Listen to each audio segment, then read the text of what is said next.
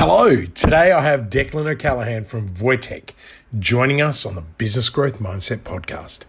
Declan's purpose is to support people's growth beyond their wildest imagination.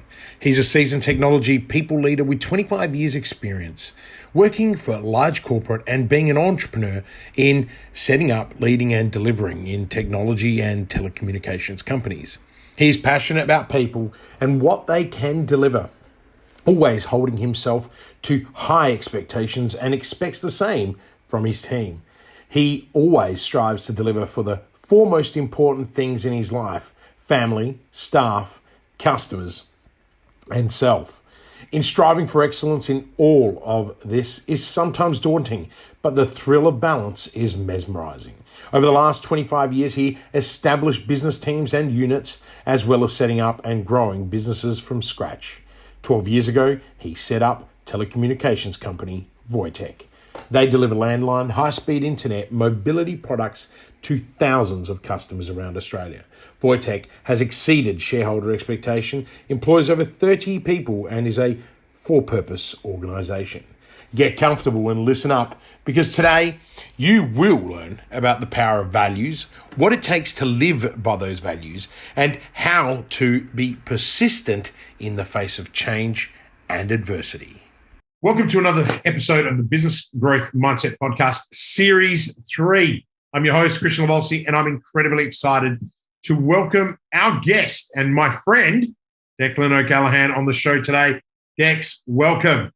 Hey, buddy. Thanks for the invite. Love to be it's here. Awesome. We were just off air, just catching up, chewing the fat. We haven't seen each other in a long time. I was just saying to Declan, he's looking really good. For a 75-year-old bloke, he is looking really you bugger.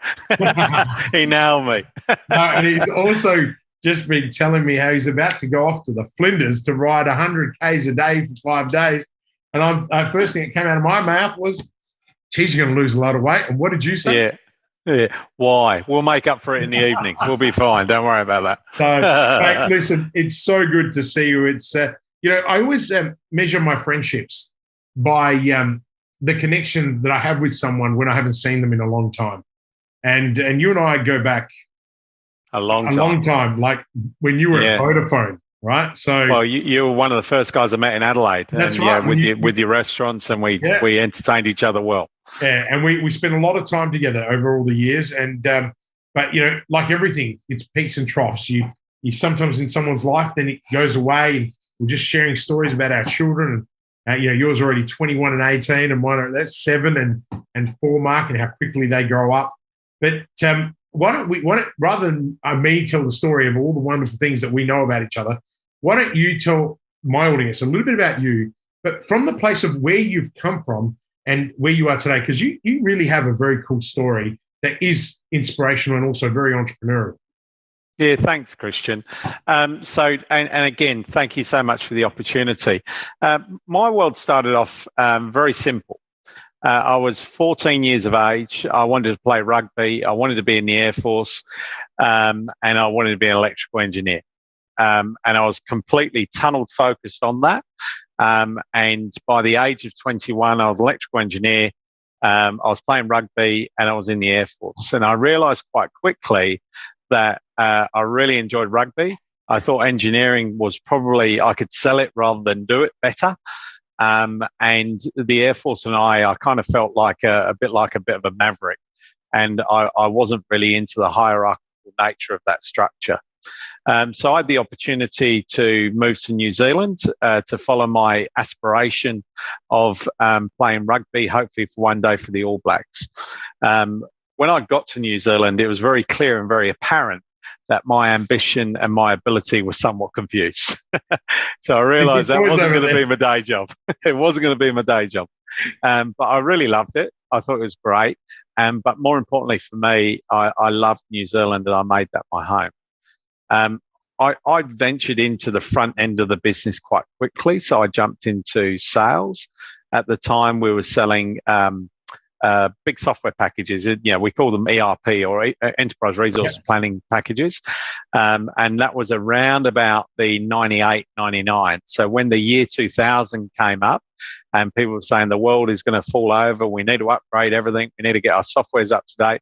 The most important thing for a salesperson to understand was how much paper was in the fax machine, because that's when the orders were coming through. We had a ball. And whether it was right, wrong, or indifferent, there was a lot of people that upgraded their software in the 98, 99, 2000 from there. Around about 2001, a dear friend of mine approached me and said, why don't you come to Australia and run Vodafone Business for us? And I was really taken aback by that. At the time, I was in a software company. We're doing, can you believe it or not, mobile development on Palm Pilots. Now we're going back a while. Now we're going back. There's O2s. There's the Palm OS. And we were making, do you know when a courier turns up to you and they ask you to sign on the handset? We had the first one in the world in New Zealand with the GPRS, the 2.5G ComStack built into it. So every time I see one of those, I think innovation. I think, that started off on an ambition of ours at the time to actually deliver that. Anyway, that was a sideline point. That's very cool. I was sitting there and I saw this transformation from Vodafone in New Zealand when they bought a company called Bell South. And Bell South was kind of a big Columbus, boring organisation. And overnight, it turned red. And it turned red with the Vodafone banner on it. And I think it's fair to say Vodafone New Zealand isn't kind of like Vodafone Australia. Vodafone New Zealand was amazing. And it was really, really powerful company. And I got to know the managing director quite well, a chap by the name of Graham Marr, who was a South Australian. But unfortunately, he's passed away now. And I spoke to him a lot. And I said, what is it, Graham? What is it that actually really changes? What changed from Bell South to Vodafone? And he said, it's really simple. I said, well, mate, that's great. Let me know, please. He said, it's really simple to understand. It's really complex to implement. So I don't understand. And he took me on the journey, and that journey was values. And actually not a value statement on a wall or anything else, but actually understanding people and understanding their drivers, their behaviours, their capabilities, and as a leader, taking them and driving them and supporting them on that journey from there. So I was really inspired by that. So when the opportunity to actually move to Australia and actually live some of that inside of Vodafone, I was like, game on. I'm going to have a crack at that. I did. I did turn around to my wife. I shouldn't say at the time because she's still my wife. But at the time, our daughter Maggie was only 1. Yeah. So Barbara in New Zealand, they call it the whānau. The family is all around us. And I'm sitting there and I said, Barb, I've got this great idea. And she goes, what is it now? I said, we're moving to Sydney. And she goes, what do you mean we're moving to Sydney? I said, there's a great opportunity. Go and run Vodafone Business over there. It'd be great. Love it. And she goes, rightio. And as Barb is a highly supportive person, we landed up in Lane Cove in Sydney. And it's fair to say that Barb didn't enjoy herself for probably the first 18 months. I was on a plane 3 weeks of the month, and I was the weekend dad. But come the 18 months, Isaac was then being born. Barb then integrated well into Sydney, and she just loved Sydney. But what I had the auspicious task of doing was actually taking Vodafone on the business journey. So things like the BlackBerry. Yeah. So I had the first. That's how I got my first one through with you. You convinced me to go to the BlackBerries. Yeah, it was amazing. So I'll never forget the day that I actually held that BlackBerry in my hand and went, this is going to change the world. And it really did. It was awesome. The ability to receive emails on your device, wherever you are around the world. It was also, mate, in Australia. Size. Ergonomically. Use 2 fingers same time. Like, you and I both know we were already both heavily in tech. I had O2 before that, and they were kind of the Nokia flip, the big one. Yeah. But BlackBerries did it all so well until they released the Storm. Yeah, it's awful. That store was terrible. That was a disaster. And it was like, okay, I'm going to an iPhone. I think, yeah. Going back to that point, I think the storm for BlackBerry or Research in Motion was actually the iPhone, and the BlackBerry did not understand that as a business person, we actually also want to behave like a consumer, and that little thing of putting a camera in my device so I can take photographs. The guys from Research in Motion, in my opinion, missed that boat. But anyway. So we did that. We had a lot of fun doing that. But for me, again, was actually not just witnessing a values-based journey, but being part of a values-based journey, and actually taking a business that, in my view, was kind of broken, and we moved it into a really strong position. We had things in Vodafone, which was LIA, so leadership in action. I know my team actually called it lost in action for me, but never mind, because I was immersed in it. But the essence of being a great leader was firstly understanding yourself, and if you can understand yourself, then you can lead people. If you don't understand yourself, or if you've got a continuous mask on you all the time and you're not authentic, then people instinctively won't believe you. Yes. So we spent a lot of time in that world, and I really enjoyed it. And it's something that's really part of my DNA now. When people start talking values, firstly, my ears pick up, but then it's actually, for me, I call it the value terrorist. Is actually going, do you believe that, or are you just talking BS? Because there is a big difference between it. And how many people, Declan, do you meet? How many companies you meet that have these glorified vision statements? And then no one knows them. They don't even follow. No. It's not even like, forget even living them. How many of them? Right? I mean, Jim Collins, and everyone who listens to my podcast knows Jim Collins because I talk about him all the time. He says people first, right? Yeah. Hierarchy is purpose, values, right? Competencies. Like, you got to get those three things right. And it's really great because you keep saying that. I think it's so important. So yeah, it's tremendous that organisations make a statement about values. It's more important to actually live them. And I think it's dangerous that organisations make statements about values but then don't live them, because all of a sudden them as a brand are unauthentic, and then people, whether it's employees, suppliers, customers, competitors, don't believe them, and they will make a decision not to be with them. And competitors who don't believe you can make an argument for people not to use you. Yes. So values are really, really important. So turning point for me was I hung up my hat on business, and I really wanted to understand the consumer side of business. But more importantly for me was actually to embrace a community. So I had the opportunity to come down to South Australia and represent Vodafone here in South Australia. I loved it. I had a ball. We had a great team. The team was actually, when we turned up, it was actually relatively broken. It was quite fragile. It hadn't been led well. And we as a business have made a values-based decision to actually terminate key people within that team to actually move the team along. And within, and I remember a conversation, I won't say the chap's name, but I remember a conversation of one of the key people in that team who was highly values aligned, had actually resigned. And I knew that that person was a great person. He'd just been given a bum steer as to what was going on.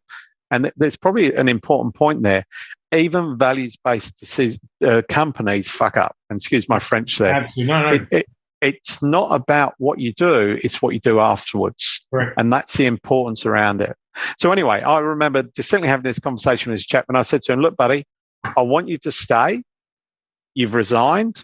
I will support your resignation, but what I want you to do is stay with me for 6 months.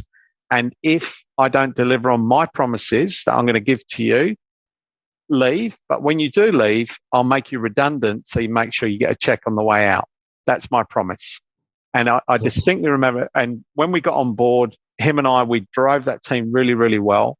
And he came up to me on the 6 months and 1 day, And he said, "You can shove your resignation, I'm staying."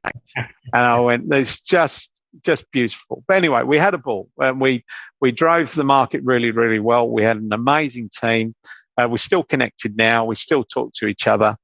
And a decision point came to me, in some respects forced, in some respects, be careful what you ask the universe for, was that when Vodafone merged with Three, they then asked us to move back to Sydney, which we didn't want to do.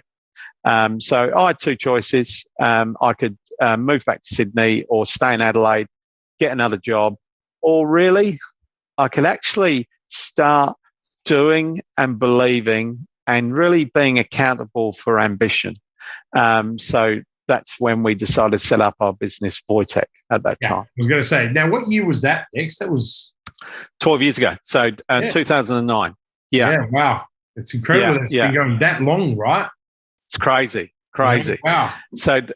So I think it's unfair for me to say that I planned a lot of this while at Vodafone, just in case anybody from Vodafone Legal are listening. So the day I left Vodafone, I put my plan in place for delivering on a business. The business itself, and we'll talk about the business in a moment, the business itself is irrelevant. The business is a connection of people doing things together to get a right output. That's all it is. And if you think about it from an axis perspective, my horizontal is always people. Mm-hmm. And if you can actually drive, motivate, embrace, empower people to do something, you can do anything. It doesn't matter. But my vertical is technology and telecommunications. And that's just what I'm really passionate about, is, being the humble telephone salesperson that just makes phones ring. That's what we want to do. Brilliant. It's brilliant. I love the way you always put that. So we set about Voitech. Voitech in its infancy, voice technology. I could see the ambition of a country to deliver high-speed internet, and also the legacy telephone systems that we have here. People call them telephone systems or PABXs or boxes on walls or pieces of crap. They were getting upgraded. There was a platform for delivery, which, in its initial delivery was the NBN. And we knew that there was growth, significant growth in the market for stuff. So we jumped into it, boots and all. I think it's fair to say that if you've got ambition and drive, listen, but don't take anything to heart. The amount of people that told me not to, the amount of people said, "Oh, yeah, mate, so many of these people fail and don't do this and don't do that." It's just noise. And the road to actual success is paved with people saying no. So if your ambition is to do it, just do it, and work it out. As a great man said, work it out after the order. So just say yes and work it out together from there. It's like asking for forgiveness after the fact. Shabom. Yeah. So there's an element for me, and there's some lessons in that element as well. But the blind faith of just knowing that you're going to do something is a really powerful motivator for friends, family, and business. From there, I just knew that it was the right thing to do. So if you can imagine that. Sorry, I want to say, I think what's really important to our listeners, because we've got a combination of really young people, also older people. This gamble in 2009 was actually far more significant than your. It was crazy. Because VoIP phones were not. The technology was there, but the internet side wasn't. We're talking. Oh my Lord! We're talking ADSL at this point, and so you had this huge. I mean, you always knew it was going to work. And I think you and I actually spoke about it, guys. I said, I think it's a bloody good idea. It's just how you're going to deal with, and this is 12 years ago, how you're going to deal with the latency in internet. And I think that was always the thing. And you spent, and we'll talk about that, you spent about, a couple of years just dealing with that challenge. It wasn't very much about, hey, I can sell you telephone systems and give you access to voicemail at your fingertips and all these extra pre-record. I had so many cool features that you couldn't get from Telstra fixed lines. Right? Yeah. Or even these PBB systems, or as you summed it up beautifully, pieces of shit, because there were some phone systems that were just garbage. But I guess we'll talk about that after. But I just want to make people understand this wasn't an easy move. No. And you went from a really good career to, if I can, it was challenging for a couple of years because you had to put everything in it. Now it's your money. It's not someone else's money, right? Correct. And you did that transition really well to where you are now, that you're a business owner. Yeah, correct. That's the big shift here. And a lot of people don't understand that's a big responsibility. Going from a paycheck to then going, you know what, I'm going to go into something that is not fully developed. Yeah. And it becomes real. For anyone that wants to listen to it, the only way to experience business is going to small business. Corporate is amazing. You can get so many different experiences in corporate, and I wouldn't change it for a moment. But to understand business, go into small business. Right. And if you're surrounded by whether it's mum or dad or your brothers or sisters or whoever, get into that conversation and start understanding what true profit and loss is. I thought I got profit and loss when I was at Voda. When I'm sitting there and people saying, the amount of millions that we're making and everything else, it's great, no drama. It's easy. But when you're sitting there and you get the telephone call to say, mate, we've got payroll tomorrow. That check hasn't cleared from that customer. What do we want to do? And by the way, Mr. ATO is just about to give you a call. Now, that is cash flow management. And they're very real listeners. Through on it. Yeah, very real. I think anyone listening, you've got to really value a business owner and an entrepreneur who can be that vulnerable like you just have and really spell it out what it's like. It's those early days for most people, they're not pretty. No. They're hard work, And I think one of the things I've always admired about you is your tenacity, right? I saw a rock star when you were at Vodafone, like totally. Yeah. When you used to take us to some of the best gigs, F1, because Vodafone sponsored the Team Vodafone.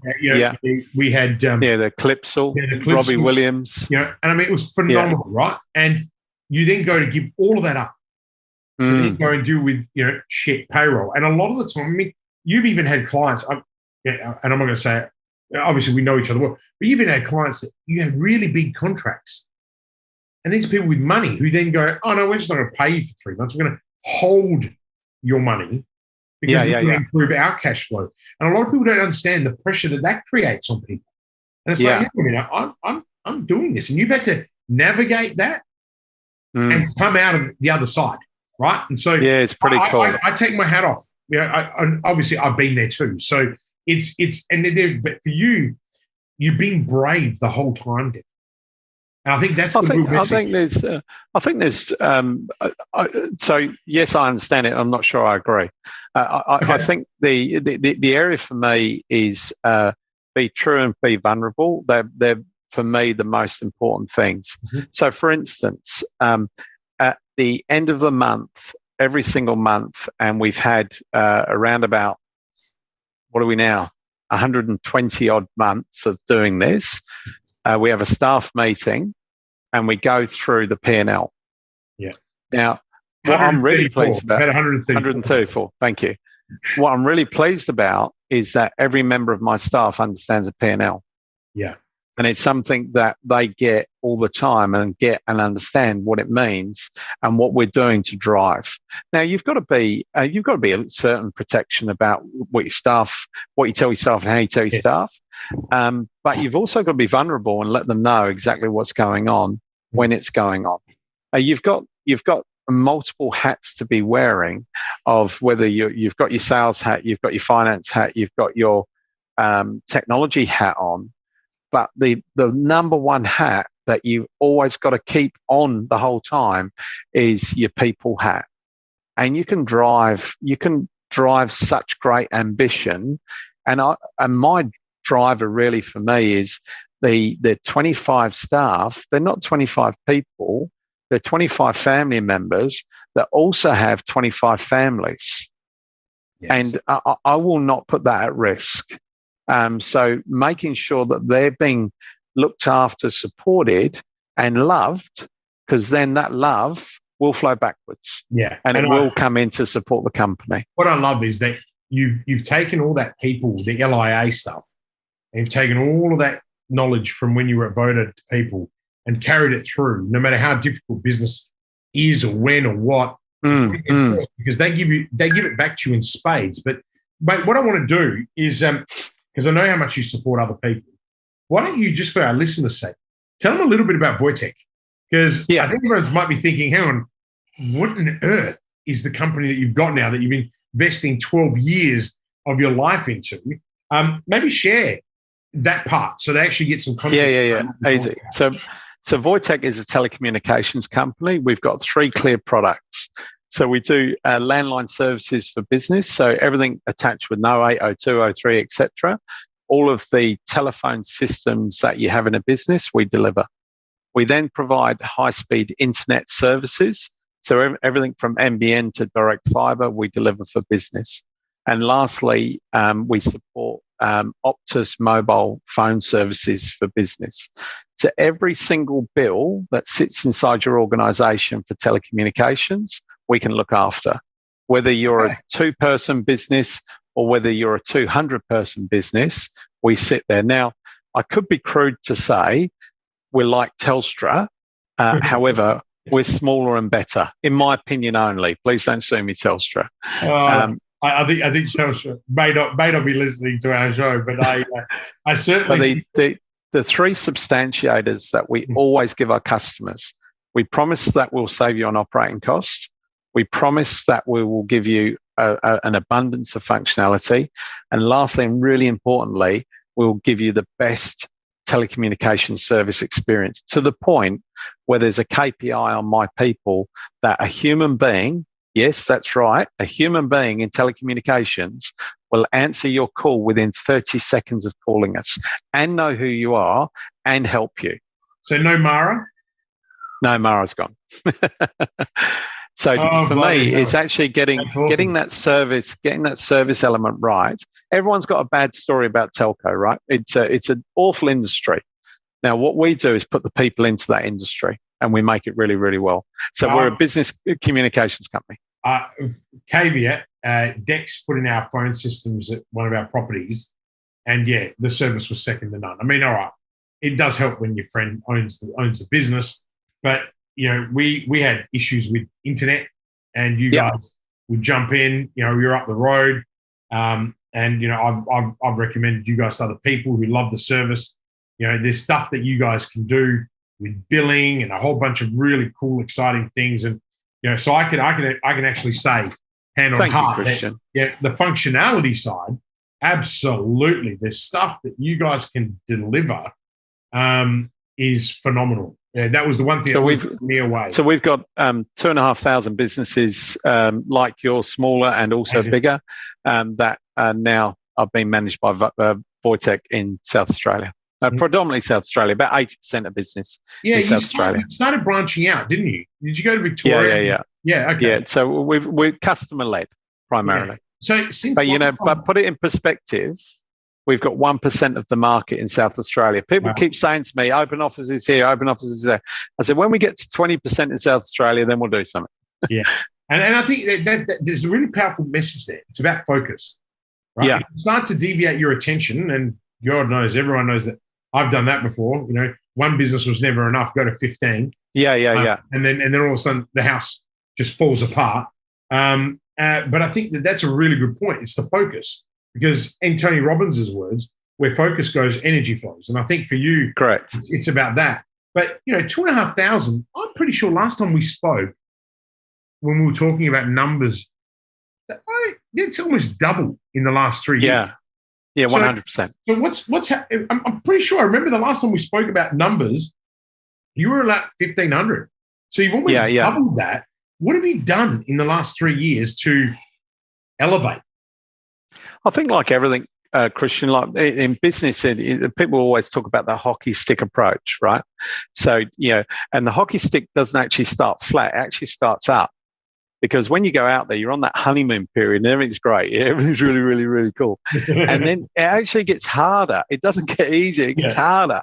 And that's when you start putting in your processes, and there's a thing called money that you have to make. There's a thing called ATO compliance, all that stuff. It starts, and then you go through the desert of growth. And then you get to the other end of that desert of growth. You've got really strong process, procedure people, and you've put your products in place. Then you go into that lift curve, and it's creating that cookie cutter approach to your business where every new and existing customer feels they're loved individually. But really what you've done is created a process of cookie cutter to support that growth time and time compounded again. That's that scale. And that's what we've just seen it. Yeah. In a very simple term, people call that scale. And that's what we're doing. No, I love the way you explain that. I mean, that's very cool because obviously that's what I do for a living is teach people how to scale, how to replicate, automate, and how to grow. But I think that it's very true. A lot of people don't ever talk about that trough that you go through growth. And if you don't actually systematize and prioritize and build, keep going down. You'll go down instead of going back up. And or you'll be an amazing single practitioner. Yeah, which is nothing wrong with that. If there's nothing wrong with that. Your fancy, right? Yeah. But, okay, amazing. I'm glad. Now, look, what I want to ask you is, what's the biggest challenge that you're facing right now in your role, and how are you tackling it? Yeah, good question. My biggest challenge all the time. So I'll be vulnerable again. My biggest challenge was actually sleep, and so I won't tell you about now because hopefully I've cured it or fixed it for the time being. Where I was actually suffering from something that they told me I didn't realise existed called early morning insomnia. So it's that early morning chess game. So you wake up at 3 o'clock in the morning. The founder's curse, 3 a.m. in the morning. Yeah, beautiful. Yeah. And I always used to explain to people that it was like being in a car crash every morning at 3 o'clock. The adrenaline just kicks in and you're just completely awake. And people go, right, okay, well, I'm up now. I may as well do something, Then you go on to that caffeine cycle. So you fill up with a cup of coffees, and then you come to lunchtime, you hit the wall, and then all of a sudden you're cloudy, you can't focus, and this perpetual wheel of motion just kicks in. And I looked at that and started reanalyzing that and saying, well, where's that coming from? What's that doing? And it is that foundation's curse. Yeah. And then I went on the journey of how to fix that. And the way that I went about fixing that initially was, GPs are great people. Pop a couple of pills, you'll sleep best tonight. Yeah. And you're like, mate, if that's my world going forward, I don't want to be part of that world. It's just a bad. What I forgot to do was to look inwards, to actually start thinking why, and start thinking between the ears about actually what's going on. And so I did some analysis, I did some thought, I did some retreat stuff, and realized it's actually just mental health. And they call it mental for a reason. And the only thing mental in your body is your brain. And to understand what's going on for your brain and actually why your brain at 3 o'clock in the morning is telling you that you're in a car crash, something's not right. So this whole thing about meditation, this whole thing about diet, this whole thing about sleep is actually really, really important. So I bought myself a push bike, and I decided that I wasn't getting enough. I was playing rugby at the time, but rugby's great, but it's very impactful. I needed to actually get some clean air. So bought myself a push bike, and I still love my push bike now. But the other thing I started doing was meditating and getting my body and soul right, and getting that vitality back in to actually eliminate that. So key lesson, if anyone tells you to take a sleeping pill, throw it back at them. Don't ever take it. Secondly, caffeine is not your friend. I love caffeine, but it's there to be enjoyed. It's not there as a drug. And thirdly, everybody has that voice internally. use it at your peril, and don't listen to it at your peril as well. Make sure you've got control of it. It doesn't control you. That is a continuous journey. So that's not something that you can flick a switch and say it's all okay. But for me, I understand my triggers now, and I understand when my sleep's getting eroded, what I need to do to actually get back into that. Mate, very, very powerful. Ladies and gentlemen, if you're listening, everyone that knows me knows I preach exactly that. And to hear it from you in the way you put it, that is the best advice you'll get. And I've got to say, off air, I actually commented on how good you looked. Remember? And I said, you look good. You look healthy. You look fresh. And, I don't drink caffeine. How many years? Geez, been... Yeah, wow. 4 or 5 years now that I stopped drinking coffee. I think that time at the hotel, we were sitting there and I said, that's it, I'm not drinking coffee anymore, because I was on 15 a day and I had the founder's curse. So it was before the union. And I just sitting there going, what is going on? And that was the biggest thing. And I drink 2 or 3 decaf coffees a day because I like the taste of coffee. Correct. But I do not touch caffeine. Like I have a Pepsi Max if I'm feeling a bit down on a particular day. But it's a treat. It's not a drug. Yeah, it's not a drug, it's a treat. And I I've got a meditation guru, Bronwyn. We do 2 deep sessions a week, because I can only do so much on my own. Yes. I'm assuming you're the same, your brain just doesn't. So we're now up to an hour. I can do an hour of deep meditation. Love it. I do that 2 times a week at 5 a.m. in the morning. I'm fired up. It just, that mindfulness stuff, you got to make it work for you though. Right? And I always say, I'm an extremist, and you're a bit like that too, Dex. So, we're a bit extreme. When we do something, we do it. I miss riding. I put on way too much weight now to go riding, and I'm fixing that. I'm working on that too. But riding is unbelievably good because that fresh air, when it hits you, and I remember the first time I learned how to ride a push bike with the boys, and for a week I couldn't breathe because the air was so cold in the morning, and I had to get used to that. But I think that there's some really good lessons there. Caffeine is not your friend. Listen to your internal voice. I think they're super powerful. And how you deal with that is, and I love the way you just explained that story, and that now explains to me why you're doing so well in terms of how you look. Obviously, Barb must be pretty happy. She's got a hot husband. God bless her. She's pretty hot herself. Yeah, she's good. And she's a great woman too. So, and I think probably just to add to that, the thing that I reinforce myself every single day is I look at our business and say, I've got 1% of the market.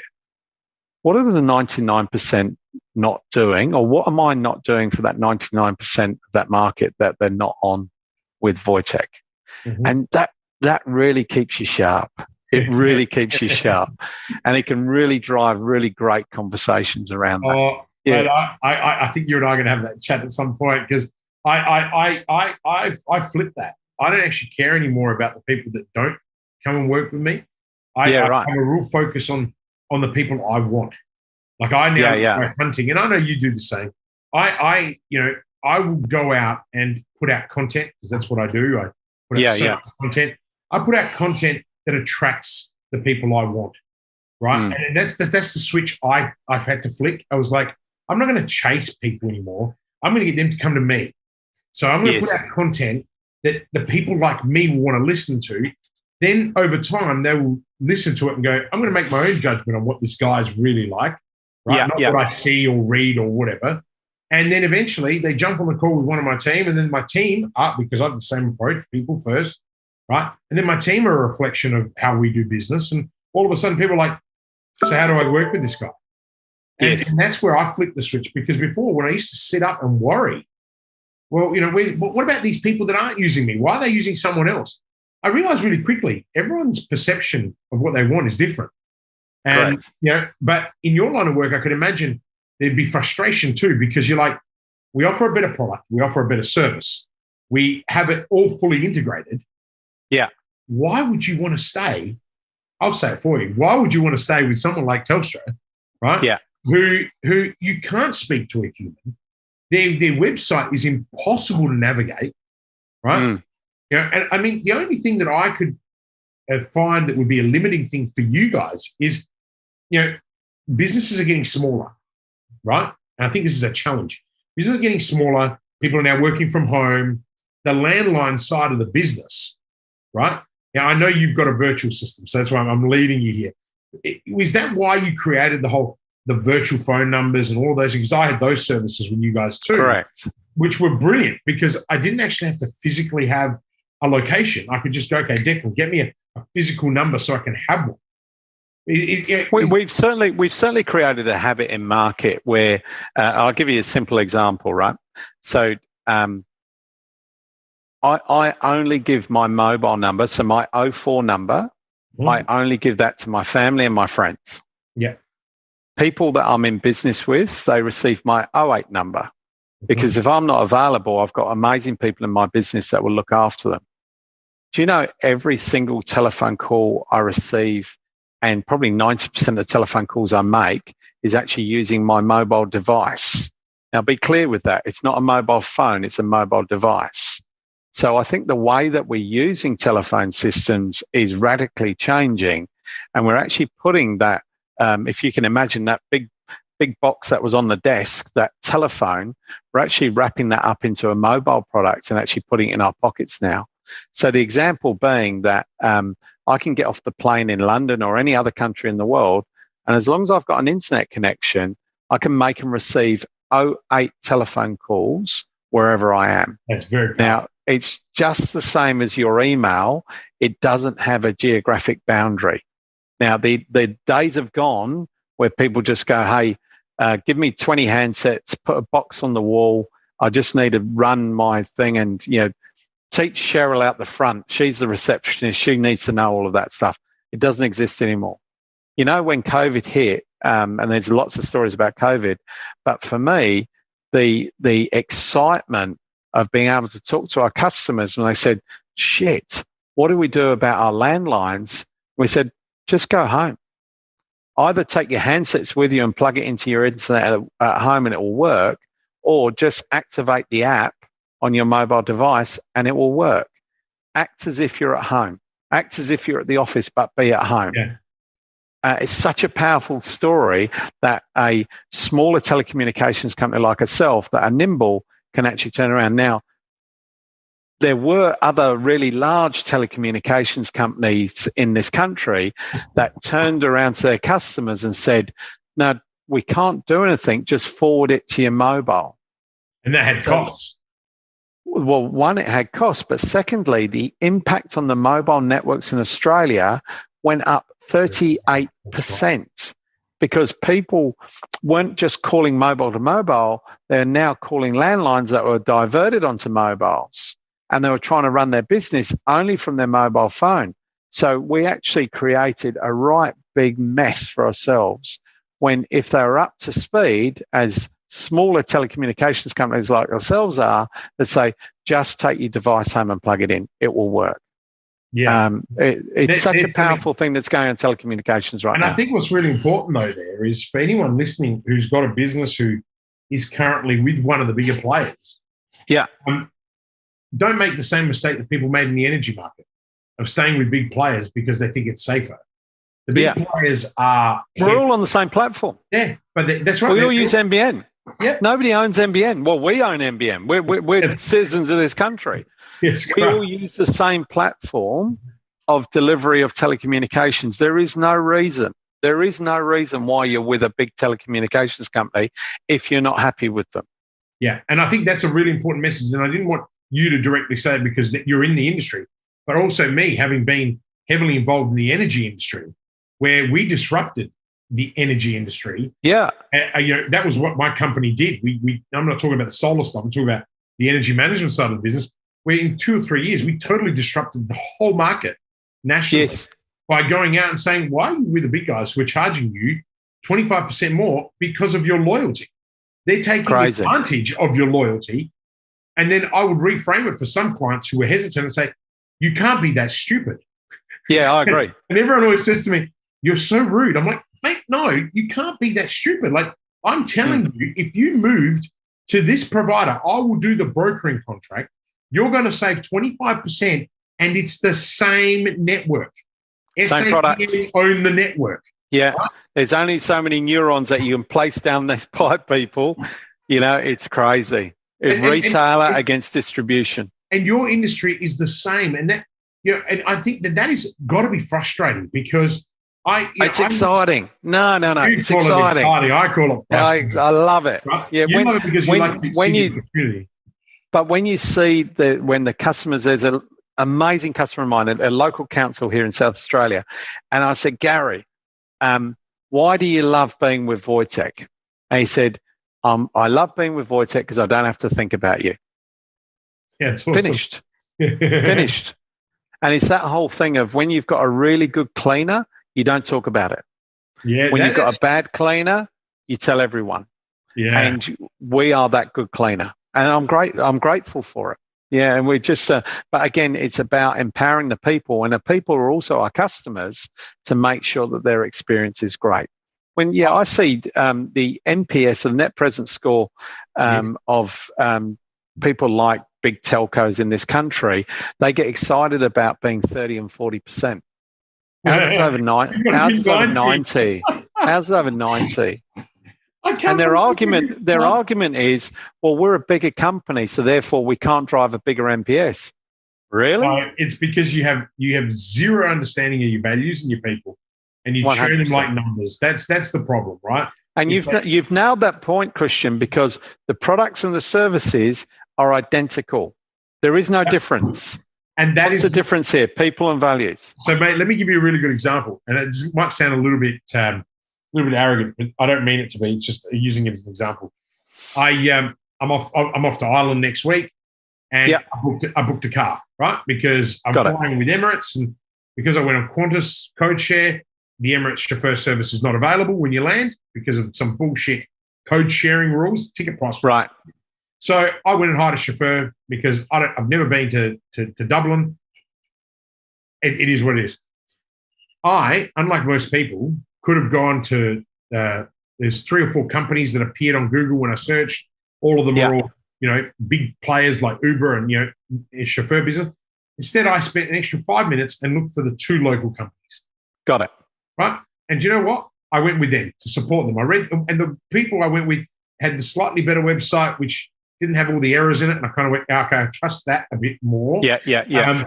And the service I've already had has been phenomenal. They actually messaged me. And even my EA was like, Christian, how come you didn't get me to do it? I'm like, no, this is something you would have picked the easiest option. Whereas I would, which would have been right anyway. Right now, I paid about €6 more, but it's the same E-Class Mercedes. It's still a bloke wearing a thing. It's still free Wi-Fi on the bloody car. It's still mineral water when I get there. Like, at the end of the day, I didn't care, but I wanted to support someone local. Yeah, great.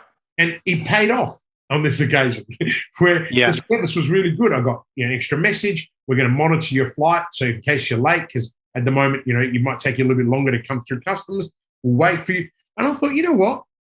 I don't have to worry about it. And exactly right. Say, you're a bit precious. You could have, some of my mates who travel a lot, they're like, you're so precious. You could have just, got in a taxi. I'm just like, you know what, mate? There's no way. Like, I don't know the place well enough. In the current market, I don't know how long anything's going to take. And I'm not going into Dublin. I'm going into Nice. So it's a 5-minute drive. I'm thinking, I want to be able to sit down, make some phone calls, catch up on stuff. And you've also got a local sitting behind the driving wheel telling you all about the place. Look, most taxi drivers are pretty good like that. Like London ones are amazing. But I thought that too. That was one of their selling points on their website was our drivers are all local and they can actually point out all the scenic places on the way. And I thought, brilliant. You know what? How lovely. I've been off for work for 3 weeks. I might not get a chance to get a scenic tour. Correct. So it might pay off. But I think the point I'm trying to make there is consumers need to wake up that bigger isn't better. And when someone truly cares about their people, that's a good indication of the person you want to do business with. Because it means they're going to care about you, right? And ultimately, that's the most important thing that I believe in business is you people first and then you grow. Mate, I've got another question for you. We are running out of time and I haven't got go for it. But what's your biggest failure experience, right? And what did you learn from that? Yeah, not doing it earlier. Okay. Should have done it years ago. No, I think my biggest my biggest failure experience is actually not understanding my financial numbers when I came into small business. Powerful. So there's four things: your profit and loss, your general ledger, your accounts payable, your accounts receivable. That's typically the four things that people talk about. Two more: your BAS statement and your IAS statement. Yeah. The ATO is not your secondary bank account. Yeah. And when your secondary bank account, the ATO, goes into deficit, they don't like it. They're not nice people, and you've got to keep it straight. I learned that really fucking fast, and I dropped the ball on that initially when I actually drove this business and drove it well. I thought about the revenue, and people talk about it, revenue vanity, profit sanity, and all that stuff. When you're not making profit, you've got to have an anchor point, and people always talk about revenue being that anchor point. Yeah. And you've got to make sure that one, if you are bootstrapping a business, and a lot of people do, and I'm not saying it's the wrong way to do, if you're bootstrapping a business, make sure that you're really crystal clear on your numbers. And I'd say that coming from a corporate world, it doesn't matter. The biggest thing for a corporate world, and going back to the point you talked about earlier, Christian, they used to call me Sir Lunch a lot because I had the corporate credit card. It was amazing, unbelievable. But when you're looking at that's that, how we met. Shabam, yeah. When you're looking at your numbers on a daily basis, it's really, really important. Yeah. Not to pull you back and not to stifle your ambition, but make sure that you crystallize and understand those numbers really well. I think I preach a lot about cash flow. Yep. The most important financial statement is your cash flow statement. Correct. The irony is, I think this year I've already advised about 80, 90 businesses. And before people start, about only 10% actually look at a cash flow statement. Wow. We're looking at their profit and loss. And I look at them and I go, why are you sitting down with your accountant looking at your P&L and your cash flow and your balance sheet? Yeah. That's history. That's gone. Yeah. What's the future position? And if you're not running 3 to 6 months and have at least 3 months of reserve for wages, you're in trouble. And guess what? The next thing I then go and look at is like, okay, show me your integrated client account. And they're like, oh, what are you doing? That's not cash flow, man. Yeah, right? correct. Like, it's okay and well and good if you're doing it monthly and you're carrying 1 month. But if you're carrying 3, 6, and you're on payment plans, mate, what are you doing? Not good luck. Money. And a lot of the time we go and rip the heart out of a business and we find that there is a lot of lunches, right? You start, people, especially the elephants, the companies have been around for 15, 20 years who have found the last 2 or 3 years really challenging. Like that's my bread and butter at the moment. I love it because these are really good operators, but they've become so complacent over the years and allowed all of these habits to get in the way. But then when you pull it out, they're like looking and go, did you just find 200 grand? I'm like, yeah. Yeah, correct. And we actually a day, by the way. No, not a day. 200 grand a year. But you go, it's 200 grand, and we also just employed 2 more people. Correct. Which now means we can go out and make more money. Like, correct. One company, I obviously remain nameless, within about 3 hours, and their accountant's sitting there looking at me going, I didn't realize you were an accountant. I'm like, mate, I pretty much have a CA in just doing my own businesses because like you, I've made those mistakes. I thought at one period the ATO was my second bank. I remember at one point having $500,000, right, across 2 or 3 businesses. And I'm like, and then my accountant, right, a really good accountant, new accountant, looked at me and goes, what are you doing? I'm like, it's free money. They were the days where you could actually even get the interest revoked. Yeah, so correct. Really it was free money. And he goes to me, they work out that you're doing that for that reason. You're finished. They'll recall the debt in 30 days, director's penalty, you're done. And guess what happened? Yeah. Out of nowhere, hey, you need to repay this. I'm sitting there going, oh, shit, I now have a problem. Okay, buy cars, buy this. And it was not like it was, you get caught up in this trap. And I always say to people, if you need it, just pick up the phone and call them. Don't let them ride out, but then have a cash flow plan to get out. And, the best part is, and I say to people all the time, have a good cash flow statement. Right? Yeah, look at cash flow 3 months out. Plan for it. In our line of work, like your line of work, a lot of it is subscription-based. right? So you kind of know what you got coming in. And then you go, okay, well, then let me be strategic. What am I going to achieve? Well, we've got XYZ coming in. If we pick up another 10 clients and don't churn anything, then we're going to be able to actually grow. Okay, let's go bring another person to go out on the road, because that's what it comes down to. I mean, the reliability on social media. I was just with another client before this saying, what would you do if digital media just fell out today?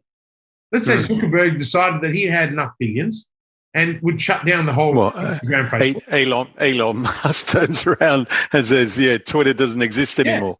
But I mean, the thing is, no, but Twitter is still not an aggregator for selling. The reality of it is people have become so dependent on Facebook ads.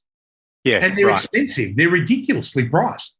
And yet they're trying to do this. And as I say to people, if that tomorrow didn't work, and this new generation, there's a younger client doing very, very, very well, right, in e-commerce. And they said to me, I wouldn't have a business. I said, that's where you're wrong. Yeah, wow. You're not investing. You're only just starting. That's right. Yeah. Like, it's an 8-figure business. Like it's big. And because it's e-coms, their mentality is, I can only sell it online. I'm like, what about retail? You could easily go back and retail. You could set referral partnerships, networks, and that's what we're trying to get them to evolve. And they're like, oh my gosh, this is really cool. And I'm like, yeah, but to do that costs money, but that's your redundancy, right? Correct. So really cool lesson there. If you could turn back time, okay? Yeah. I'm not sure you remember, because you remember you're 75. If you could turn back time and talk to your 18. Sure. I could sing it to you. If you could turn back the clock to when you're 18, what would you say to yourself? What have you said to your son? Yeah. Isaac, what have you said to him? Back yourself. Isaac's 18, isn't it? Maybe Isaac, 18, yeah. Back yourself, get on the values journey, support people, be good to your mother. Yeah, good advice. That's very good advice. What's the most important thing that you think you've learned in your life? Humility. Yeah. I'm still learning that. Yeah, still every day. How many times they've knocked me to the ground, I'm still learning that, right? But it's true. I think humility. I honestly, on that point, and probably I'll add to that, if I may, vulnerability and being able to stand in that square and actually take all the bullshit masks off and be authentic and say, this is me. And not this is me, put up with me, because that's just the only way it's going to be. But this is me. How can I better myself and allow me to understand your feelings or thoughts about me and what I can do around that? If the listeners haven't realised that Declan's become a Brené Brown fan, he pretty much just quoted at least 3 passages of Brené Brown in that moment, right? I'm assuming you're just going to blame Barb that she's got it on the bedside table and possibly. You're already there to dream. So no, it's okay. I'm a Brené Brown fan. I love her research. But mate, fast 5 in 5. Go for it. Okay? Yeah. Because I'm conscious of your time. What makes you feel inspired? People. Awesome. What is the best compliment you've ever received? Thank you. It's funny. A humble person always pauses on that one. If you could be remembered for one thing, what would it be, mate? Good guy. Mm-hmm. Best book recommendation?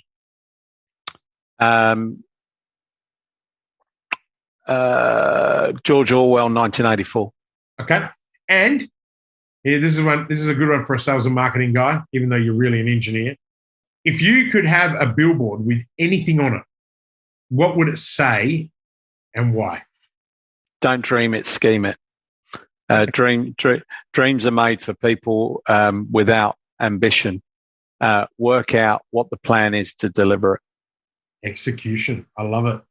Hey, Declan, is there anything else you want to add today? Because I think we've had a awesome chat, conversation, and I miss you, man. I miss you. I've got to say, same. It is. I think we've got to organise a wine and something. I love your style. Very soon. It's been too long. Honestly, it's like remember I said at the beginning, I measure my friendships based on how I am with someone when I haven't seen them for so long, and it's like it's like we've been speaking every single day. Thank you. It's been an absolute pleasure having you on the show. I want to take this time to actually thank all our listeners. We value you. And we know that there are hundreds and thousands of other podcasts you could be listening to, but you're choosing to listen to this one. Well done. We're currently, I think, number 20 in Qatar. I don't know why. All of you listening out in Qatar, thank you. I do have a client in Qatar, so maybe that could be, maybe there's only one person listening in Qatar. I don't think so. But, our reach is global, and I really want to thank all of you that are listening to us. But I want to make sure that you visit the show notes at the end of this and connect with Declan. We're going to make sure that Declan's LinkedIn profile, everyone knows that that's my platform of choice, that Declan is going to be on. We'll have Declan's URL on there. Connect with him. We'll also have Wojtek's page on there. If you have a telecommunications need of any kind, I know that Declan will take your call on the 08 number, and he will also willingly help you, and one of his team will willingly help you understand where you want to be. If you're new to the show because you've come via Declan's avenue, please subscribe, but also change those notification settings, because if you don't, you will miss out, and we don't want you to miss out on future episodes. Declan, once again, mate, thank you so much. I really value your time. Ladies and gentlemen, peace out. Live with purpose.